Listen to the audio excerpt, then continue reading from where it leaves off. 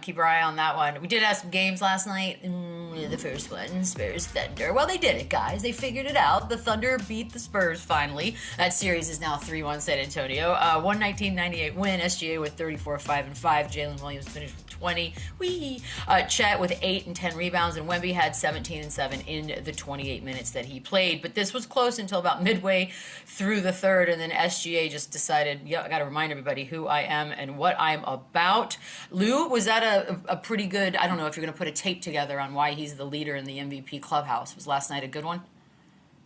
Yeah, the third quarter he went crazy, and he stood out. He did everything that he needed to do to stand out and make sure they get off that slide. I know post game that he said this was not our Super Bowl, but you better believe they did have some incentive in going to this game to get off of the slide when it comes to the San Antonio Spurs, and they did everything that they needed to do, led by SGA. They got a lot of production from a lot of different guys that won't jump out on a stat sheet, but I think they played really good basketball. Jalen Williams looked like he's starting to catch a rhythm. He's starting to get back into a groove. That was good to see. But I think they found something in Wemby. Like, they really attacked the rim, and it looked like they made an assertive effort to make sure that was their point of emphasis, to attack the rim, put as much pressure on Wemby and the rest of their defense as much as you can. And when they did that, that allowed for them to open up the three-point line. That's what makes them successful. The third quarter is really the only quarter that set this game apart. If you look at all of the stats, they're pretty much identical in turnovers. They're pretty much identical in three-point percentage. The only difference I saw was OKC shot 50% from the field and San Antonio shot 40 from the field. And I think that was SGA in doing that. So last night was a great win for them. It was a great win for them to kind of put this chapter of playing against this team behind them until it matters. So I'm sure it was good for them to get that win. But they were very careful in the narratives, right? They were very careful in saying, do they play again? Do they still got more? February 4th. Yeah, I thought we were done. It feels like they played 1,000 times already. I know. Well, that cup game I thought they were done. Yeah. Oh, yeah. The cup game doesn't. There we go. The cup game doesn't count. But you could tell that they had some added juice. Whether it was their Super Bowl or not, this game meant a lot to the OKC Thunder for sure. Yeah, and I believe SGA when he says it wasn't their Super Bowl, right? These guys have been to the mountaintop. They won a championship, but this did mean something to them. It wasn't a Super Bowl, but it was a playoff game. This team kind of has their number per se, and that's what everyone's talking about. It's a bad matchup for them, and Wemby presents them so many problems. So this did mean something. And going ahead, this is a team that the Thunder are going to have to go through that has had their number, and that's not just a saying. That is an actual fact this year that the Spurs have played really, really well against them, and the Thunder have not had a lot of success. So I know this is just a normal game in January, but this was huge for the Thunder to kind of overcome that storyline and those headlines that the Spurs are a bad matchup and they can't beat them and they don't want to see them in the playoffs. This meant something for OKC, and this has got to be the best rivalry right now too. I know they don't act like it is, but this game was physical. Guys were flying around.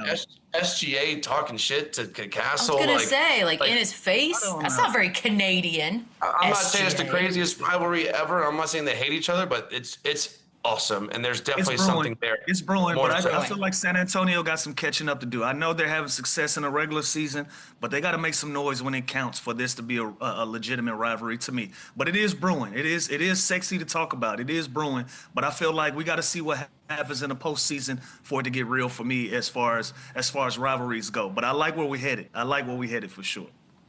Yeah, I mean, look, it may not be a rivalry record-wise or championship-wise, but I do think that they're starting to really not like each other and get 100%. Under each other's skin, which I love. Then because now the fan bases are going to hate each other, that's how it works.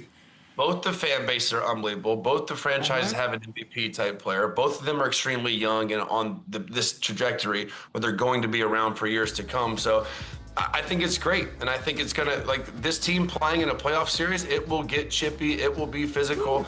There's bodies all over the floor here. They're talking trash. This felt more than just a regular game in the middle of January. It really did, and that's because of these two teams. They both have championship hopes and aspirations, and they know they're gonna have to go through one another to possibly get there. So I think it's great. Both these teams are unbelievable, and they're not gonna go anywhere. They're gonna be good for years to come, both of them. Look, I got to ask you guys this because as a homer, I'm a little cloudy on my opinion of it. I think this is the most fun matchup that I get excited about watching. But is there a rivalry or a matchup currently that's better that I'm not thinking of, Lou? Like, I can't. You know what? It's one that got calm a little bit, but it might spark back up as these teams start to get better and better. It's Boston and New York. I Okay. like Boston and New York when they were brewing and it got quiet a little bit. They got to turn it back up. But that's another one that I like to see. But right now, OKC and the Spurs, they're cutting the cake right now. That's the one right now. I like that one. Yeah, Detroit I and New agree. York's a good one too, Chandler. I think after the way. So I think it's Bruins, awesome. Looking at the standings, it's the Pistons, the Celtics, and the Knicks. Like it's a very Yeah. throwback seeding in the Eastern Conference, and all three of those teams have a history. All three of them like to play physical. So I think those three got something brewing over there. But no, this is it. With just MVP type players, depth, youth, vets. Wimby and Chet. Like this is by far to me the best. And again, like I said, it's awesome because we're going to see this for years because they're both so stacked and so set up for the foreseeable future. The Utes, Thunder fans, some talking heads. That there's a lot of chatter out there, very vocal online during this stretch that Sam Presti could press the quote red button at any time and trade Jalen Williams and others and first round picks and go get Giannis. Okay, Chandler, what do you make? What do you think about that idea? I don't think I change anything. I think I keep my assets, same, keep my picks. Sure, you might listen to some offers if you got a guy like Giannis that's been talked about highly, and he's definitely going to be an option or available. You take a look at it, but this team is so set up good. The chemistry, they won a championship with this team. Like I'm not shaking the tree until we don't go back to back, and then I might go and look at it. But this team is so good. They're so deep. They all fit together. They all have that vibe where it's just a great atmosphere and a great workplace to go to. Like, again, I know it sounds sexy to go get one of the best players in the NBA, but I'm not shaking up anything if I'm Sam Presti. If it ain't broke, don't fix it. Yeah. Sexy to talk about, fun to talk about, the what ifs. But I've seen this movie already. I know how it ends. I have a basketball team that is capable of winning the championship, and we've done it already. So the idea of floating around one of my cornerstone pieces for Giannis, that sounds great.